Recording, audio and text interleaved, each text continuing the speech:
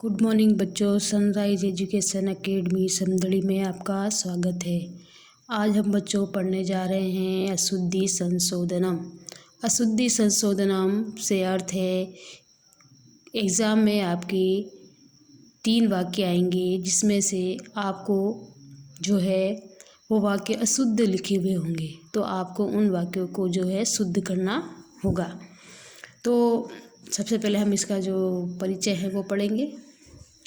शुद्धि कस्में ना रोचते, शुद्धि किसको अच्छी नहीं लगती। यथा जीवने आहारे व्यवहारे आदिषु सर्वत्र शुद्धि अपेक्षिता भवति। जैसे कि जीवन के आहार व्यवहार में सभी जगह हमें जो है शुद्ध की अपेक्षा रखते हैं या शुद्ध की अपेक्षा करते हैं। तथैव भाषा व्यवहारे अपि शुद्धि इष्यते। वैसे ही हम भाषा में भी अपने व्यवहार में शुद्धि चाहते हैं। संस्कृतेन भाषण पठना लेखान आदि व्यवहारे क्रियते चेत शुद्धि सविशेषम आवश्यकी। संस्कृत भाषा में पढ़ने और लिखने व्यवहार आदि में हम विशेष रूप से शुद्धि का होना बहुत ही आवश्यक है। संस्कृते कारक विभक्ति समास संधि प्रत्यय लिंगादि सम्यक् ज्ञानाभावात् अशुद्धाय भवन्ति। संस्कृत में कारक विभक्ति समास संधि प्रत्यय लिंग सम्यक ज्ञान इन सभी के बारे में जो है हमें शुद्ध जानकारी होनी चाहिए, अशुद्ध नहीं। तनिवारणाय अभ्यास करणीय इति काचिन उदाहरणानि अत्र दीयन्ते। उन्हीं का निवारण और अभ्यास के लिए यहाँ पर जो है कुछ उदाहरण प्रस्तुत किए गए हैं। विभक्ति विशेषिकम अशुद्धि संशोधनम। विभक्ति अर्थात मतलब कि जो कारक, मैंने आपको पहले कारक सारे करवा दिए हैं, तो कारक पे जो भी आपको जो मैंने नियम वगैरह बताए थे उन नियमों का उपयोग करते हुए हम जो है इसमें अशुद्धि संशोधन करेंगे। अब इसमें सबसे पहले अशुद्धम वाक्य दिया हुआ है, फिर उसको शुद्ध करके यहाँ लिखा गया है। जैसे पहला वाक्य है कृष्णम इति वसुदेव पुत्रः। तो इस सेंटेंस को पढ़ने से ही पता चलता है कि कृष्णम जो है ये शब्द रूप जो है गलत है। अगर देखा जाए तो कृष्णम की जगह पर कृष्णः इति वसुदेव पुत्रः होना चाहिए। दूसरा है विष्णु वैकुंठे अधिसेते। तो इसमें जो है अधि और सेते, अधि उपसर्ग है और सेते क्रिया है, तो ये दोनों ही जो शब्द हैं ये द्वितीय विभक्ति में आते हैं। तो इसमें जो वैकुंठे है इसमें वैकुंठम होना चाहिए, यानी द्वितीय विभक्ति का प्रयोग होगा। तो इसका शुद्ध यहाँ लिखा हुआ है विष्णु वैकुंठम अधिसेते। इसी तरह से सज्जनः आसने अधितिष्ठति। तो इसमें भी आसने, इसमें भी अधि है और तिष्ठ है, तो इसमें भी द्वितीय विभक्ति का प्रयोग होगा। आसने की जगह पर आसनम आ जाएगा। फिर है ग्रामस्य परितः वृक्षाः सन्ति। अब इसमें परितः शब्द का प्रयोग हुआ है, तो परितः शब्द आने से जो है हम समझ जाएंगे कि उसमें द्वितीय विभक्ति का प्रयोग होता है।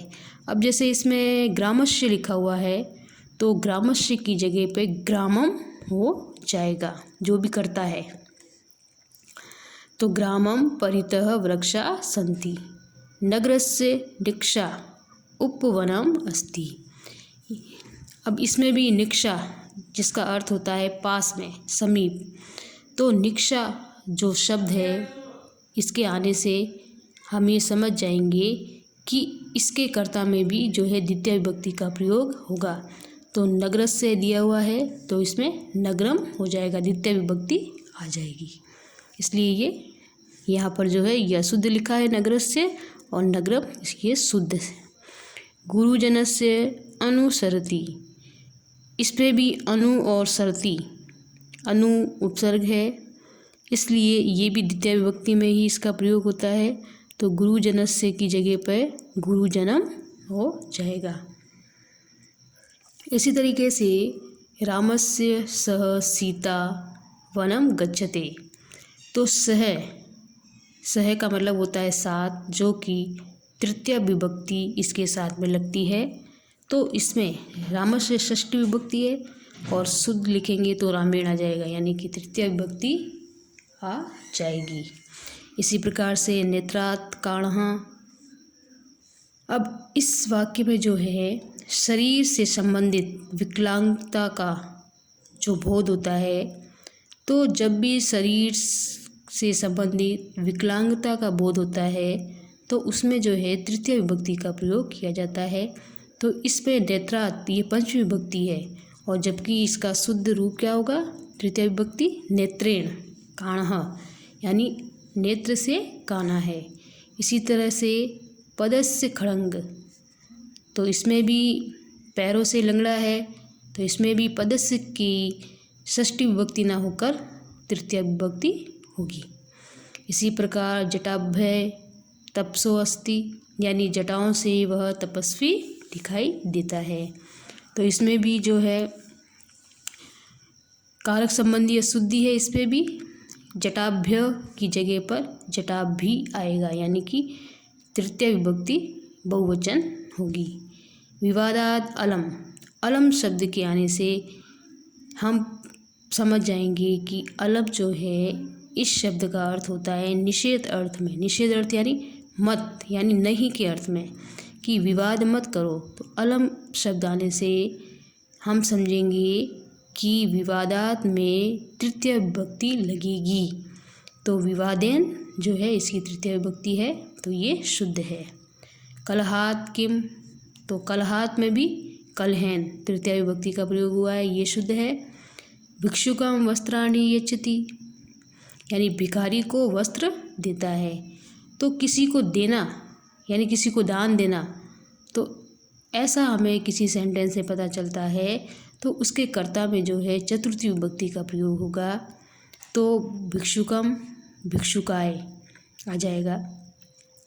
माम रूप्यकाणि देहि, इसमें भी देने की बात हुई है, देहि क्रिया है, तो माम की जगह पर मयाम हो जाएगा, चतुर्थी विभक्ति आ जाएगी। बालकम फलम रोचते, अब इस वाक्य में जो रुचि से संबंधित वाक्य है, रोचते क्रिया है, इसकी धातु होती है रुच। तो इसमें रोचते आने से हम समझ जाएंगे कि इसके कर्ता में जो है चतुर्थी विभक्ति का प्रयोग होगा। तो बालकम जो है द्वितीय विभक्ति है और बालकाय चतुर्थी विभक्ति, तो रोचते के साथ में चतुर्थी विभक्ति आएगी। ये सब हमने कर्ता में जो हमने कर्ता पढ़े थे पहले, उसमें सारे उदाहरण उसमें दिए हुए हैं। तो हमें सिर्फ ये ध्यान रखना है कि इसमें अशुद्ध क्या है। इसी तरीके से इसमें भी रमा दुद्धम स्वदते, स्वदते आने से जो है रमाई दुद्धम स्वदते, इसमें भी चतुर्थी विभक्ति आई है। राजा भृत्य क्रुध्यति, राजा जो है नौकर पे क्रोध करता है, तो इसमें दो करता है, तो दूसरे वाला जो करता है उसमें चतुर्थी विभक्ति का प्रयोग हुआ है क्रोध अर्थ में। बालकम स्वरिते, स्वरिते शब्द आने से पता चल जाएगा कि हमें इसमें चतुर्थी विभक्ति का प्रयोग होगा, बालकम की जगह पे बालकाय, ये शुद्ध है। जनकम नमः, वाक्य में नमः शब्द आने से चतुर्थी विभक्ति का प्रयोग होता है, तो जनकम जो है वह द्वितीय विभक्ति है और जनकाय चतुर्थी विभक्ति है, तो नमः के साथ चतुर्थी विभक्ति का प्रयोग होगा। इसी तरीके से सह शिक्षकम निवेदयति, इसमें वह शिक्षक से निवेदन करता है, तो निवेद अर्थ या निवेद धातु के साथ में जो है चतुर्थी विभक्ति आएगी, शिक्षकम की जगह पर शिक्षकाय आ जाएगा। वृक्षेण पत्राणि पतन्ति, तो वृक्ष से पत्ता गिरता है, तो गिरने के अर्थ में, अलग होने के अर्थ में पंचमी विभक्ति आएगी। तो इसमें जो वृक्षेण है ये रॉन्ग है, वृक्षात में पंचमी विभक्ति का प्रयोग हुआ है, तो ये शुद्ध है। इसी प्रकार से हिमालय, गंगा, निर्गच्छति, इसमें भी निर्गच्छति, हिमालय से गंगा निकलती है यानी अलग हो रही है, तो इसमें भी हिमालय में जो है पंचमी विभक्ति का प्रयोग होगा, हिमालयात हो जाएगा।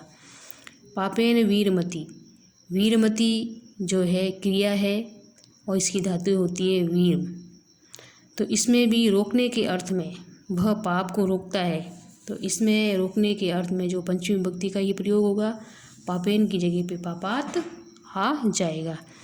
इसी तरीके से सत्यम, माँ, प्रमद, प्रमद यानी आलस, तो प्रमद अर्थ आने से भी इसमें जो है पंचमी विभक्ति का प्रयोग होगा, पंचमी विभक्ति आएगी। सत्यम जो है वो द्वितीय विभक्ति है, सत्यात, माँ, प्रमद। अब बाकी के और भी ये सेंटेंस हैं, इन सभी में जो है विभक्ति संबंधी ही अशुद्धियाँ आई है। ये इतने सारे तो मैंने आपको समझाए हैं, और ये बाकी वाले जो हैं वो आपको स्वयं समझकर और जो है ये कॉपी में आपको लिखने हैं। विशेष विभक्ति विशेषक संबंधी अशुद्धियाँ हैं, ये पूरी आपको शुरू से लेके और यहाँ तक आपको कॉपी में ये काम करना है, और इसको पढ़ना भी है, समझना भी है। और अगर नहीं समझ में आए तो आप डाउट क्लास में आके पूछें और टिक कर लें जो जो आपको समझ में इसमें से नहीं आए हैं। इतने सारे मैंने समझा दिए हैं आपको, और कारक आप पहले ही भी कर चुके हैं, मैंने सारे कारक आपको करवा दिए हैं। एक मेन बात ये है कि आप जो है डाउट क्लास में जो बच्चे नहीं आ रहे हैं, तो आप अपनी कॉपी में जो भी ऑनलाइन में जो भी आपको कार्य दिया गया है, उस कार्य को आप सही समय पर पूरा रखना, क्योंकि अर्धवार्षिक एग्ज़ाम नहीं हुए हैं आपके, तो आपकी कॉपी देखकर ही मूल्यांकन किया जाएगा, उसी के आधार पे आपको नंबर दिए जाएंगे हाफ ईयरली के। तो इसलिए आपको ये जो काम है कंप्लीट रखना है। यदि आप जो है डाउट क्लास में नहीं आ रहे हैं तो काम बिल्कुल सफाई से होनी चाहिए, अलग से कॉपी होनी चाहिए, और इसके नंबर आपको मिलेंगे। इसके बाद में कारक संबंधी अशुद्धि के बाद में लिंग, पुरुष, वचन और लकार संबंधी अशुद्धियाँ भी एग्ज़ाम में आती है। तो इसके लिए आपको पांचों लकारों की जानकारी होनी चाहिए, वचन की जानकारी होनी चाहिए, पुरुष होते हैं 3 उनकी जानकारी होनी चाहिए। अब जैसे कि इसमें अशुद्धम और शुद्ध दिया हुआ है, स बालकः पश्यसि, तो सह जो है ये प्रथम पुरुष का कर्ता होता है, तो स के साथ प्रथम पुरुष की क्रिया आएगी, और यहाँ पे जो है मध्यम पुरुष की क्रिया आई है। प्रथम पुरुष की क्रिया होती है पश्यति, इसलिए यहाँ पे पश्यति आया है। इसी तरीके से बालकः गच्छत, तो बालकः गच्छत, इसमें जो गच्छत है ये वचन संबंधी अशुद्धि है, ये द्विवचन का है, गच्छति गच्छत, लेकिन यहाँ पे ये बालक जो है वो एक वचन है, इसलिए एक वचन कर्ता के साथ में एक वचन की क्रिया आएगी, इसलिए यहाँ पे गच्छति आया है। राम हसामी, अब यहाँ पे राम जो है प्रथम पुरुष का कर्ता है, और यहाँ पे जो क्रिया आई है वो उत्तम पुरुष की है, इसलिए यहाँ पे ये हसामी की जगह पे हस्ती आएगा। छात्रा लिखसी, इसमें भी छात्रा प्रथम पुरुष है, प्रथम पुरुष का कर्ता है, तो लिखसी मध्यम पुरुष की क्रिया है, तो प्रथम पुरुष की क्रिया होगी लिखती। अहम गच्छति, अब इसमें अहम जो है ये उत्तम पुरुष का कर्ता है, और इसमें जो क्रिया आई है वो प्रथम पुरुष एक वचन की आई, इसलिए ये क्रिया गलत है, यहाँ पे गच्छामि आएगा। यानी कि प्रथम पुरुष कर्ता के साथ में प्रथम पुरुष की क्रिया आएगी, मध्यम पुरुष कर्ता के साथ में मध्यम पुरुष की क्रिया, और उत्तम पुरुष कर्ता के साथ में उत्तम पुरुष की क्रिया होगी। तो ये जो थी आपकी ये सारी लकार संबंधी अशुद्धियाँ थी इसमें, और वचन संबंधी। इसके बाद में इसमें वयम हसावह, वयम का मतलब होता है हम सब, हसावह तो वयम जो है उत्तम पुरुष है, लेकिन ये बहुवचन है और ये जो क्रिया है द्विवचन की आई है। हमें बहुवचन की क्रिया लिखनी है तो बहुवचन की क्रिया क्या होती है, हसामह, इसलिए ये अशुद्ध है। छात्रौ वदन्ति, अब इसमें वदन्ति तो बहुवचन है लेकिन छात्रौ जो है ये द्विवचन है, तो बहुवचन हमें लिखना है छात्र का छात्राः। इसी प्रकार सह कलमात् लिखति, वह कलम से लिखता है, तो इसमें जो है कलमात् पंचमी विभक्ति ना आकर इसमें तृतीय विभक्ति आएगी, कलमेन से लिखता है। स बालकः यच्छति, तो बालकः यच्छति वही अभी मैंने आपको बताया था कि देने के अर्थ में चतुर्थी विभक्ति का प्रयोग होता है, तो बालकः ना आके बालकाय शुद्ध है। इसी तरीके से सह रामस्य सह गच्छति, तो इसमें भी क्या है कि सह शब्द आया, अभी मैंने आपको बताया था कि सह के साथ तृतीय विभक्ति आती है, तो यहाँ पे रामेण है। ये सारे जो सेंटेंस हैं इसमें आपको पढ़ के पता लगाना है कि ये जो इसमें जो ये अशुद्ध है तो ये शुद्ध ये शब्द आया है तो वो कैसे आया है, तो इसका थोड़ा आपको अपने दिमाग पे थोड़ा जोर डाल के और फिर इसको आपको ध्यान से जो है करना है।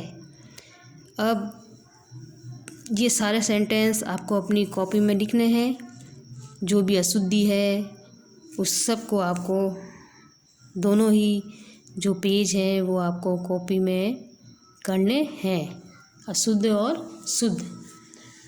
तो ये आपका जो है अशुद्धि संशोधन का जो चैप्टर है ये जो है वो पूरा हो गया है। तो अब ये काम आपको अपनी कॉपी में भी करना है। सही समय पे आप अपनी कॉपी को रेडी रखिए, जब भी आपका मूल्यांकन होगा तो आपको ये कॉपी जो है आपकी स्कूल में जमा होगी और इन्हीं के आधार पर आपको हाफ ईयरली के नंबर जो है वो दिए जाएंगे और फिर बोर्ड एग्ज़ाम में भी आपके यही नंबर जाएंगे। इस बात का आपको विशेष ध्यान रखना है। तो आगे और भी है, जैसे कि मान लो जैसे ये उदाहरण है सह मम भ्राता असि, तो इसके पढ़ने से ही पता चलता है कि असि ना आकर अस्ति, हे का मतलब अस्ति, इसलिए यहाँ पे अस्सी की जगह पे अस्ति आएगा, ये रॉन्ग है और ये शुद्ध है। स मम भगनी अस्ति, तो स ये क्या, ये जो स है ये पुल्लिंग के लिए आता है और यहाँ पे भगनी क्या स्त्रीलिंग है, इसलिए यहाँ पे ये वाला स आएगा, स्त्रीलिंग के लिए इस स का प्रयोग होगा। अब यहाँ पे देखो बिल्कुल छोटी सी गलती है, अहम तव नामम जनामी। अब इसमें जो नाम के ऊपर जो बिंदी है ये नामम नहीं होता है, इसमें केवल नाम ही होता है, इसलिए यहाँ पे नाम हुआ है। तो आपके जो एग्ज़ाम में जो है छोटी से जो छोटी जो गलतियाँ हैं, गलतियाँ ऐसी आएंगी कि आपको मतलब कंफ्यूज करेंगी, लेकिन आपको बस थोड़ा सा ध्यान देना है उन पे, तो आप उनको आसानी से शुद्ध करके लिख सकते हो। तो बाकी के ये सेंटेंस आप खुद पढ़ना और इसमें जो भी अशुद्धियाँ हैं शुद्ध करके तो लिखा हुआ है ही, पर आपको भी समझना है, जैसे मैंने अभी आपको इतने सारे सेंटेंस समझाए हैं तो उस आधार पे आपको समझकर और ये लिखना है। तो आज का जो ये चैप्टर है ये आपका कंप्लीट हो गया है। बाकी का हम अगला चैप्टर जो है वो बाद में पढ़ेंगे। तो ये काम जो है आपको मैं भेज दूँगी और आपको अपनी कॉपी में जो है लिखना है, सफाई से काम करना है, क्योंकि ये नंबर आपके जो है मूल्यांकन के ये आगे भेजेंगे, तो आपकी कॉपी अच्छी होगी, सुंदर होगी, तो आपको नंबर भी अच्छे मिलेंगे।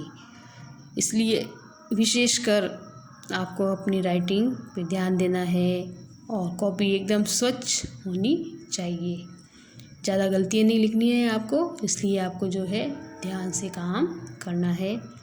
तो अब जो है हमारा ये काम जो है पूरा हो गया है और आपसे निवेदन है कि आप अपना काम ज़रूर करें। ठीक है बच्चों, आज के लिए हमारा जो इतना काफ़ी है। ओके बच्चों।